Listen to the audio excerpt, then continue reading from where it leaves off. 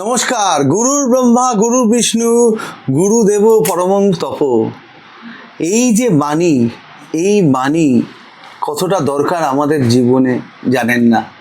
আজ গুরু পূর্ণিমার দিনে রত্নকুবেরের তরফ থেকে আমরা নিয়ে এসেছি আপনার সৌভাগ্য উদয়ের কিছু টিপস।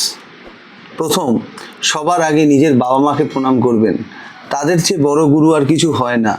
গুরু পূর্ণিমার দিন হচ্ছে বৃহস্পতিকে তোলার সবচেয়ে ভালো দিন। এই জন্যে আজকের দিনে মা তুলসী, মা লক্ষ্মী এবং নারায়ণের চরণে হলুদ রঙের ফুল, তুলসী পাতা অর্পণ করবেন। তার সাথে চন্দন অর্পণ করবেন। তার সাথে সেই চন্দনের মধ্যে আপনি দেবেন কেশর। এই কেশর দিয়ে যে চন্দনের ফোঁটা আপনি তাকে উৎসর্গ করলেন, সেটা নিজের কপালে, এখানে গলাতে এবং নাভিতে লাগাবেন। আপনার জীবনের উন্নতির জায়গা।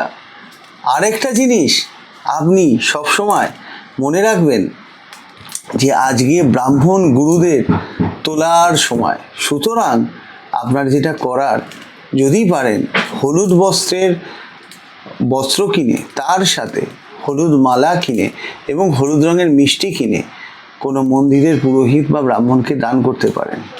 আরেকটা জিনিস, যদি সামনে অশ্বত্থ গাছ থাকে, অশ্বত্থ গাছে আমরা বলি মা লক্ষ্মীর বাস, সেইখানে একটা প্রদীপ জ্বালিয়ে হলুদ মিষ্টি দিয়ে ধূপকাঠি দিয়ে 7 বার প্রদক্ষিণ করে যদি আপনার মনোকামনা জানান, মা লক্ষ্মীর কৃপা আপনার উপর বর্ষিত হবে। ভালো থাকবেন, সুস্থ থাকবেন। নমস্কার।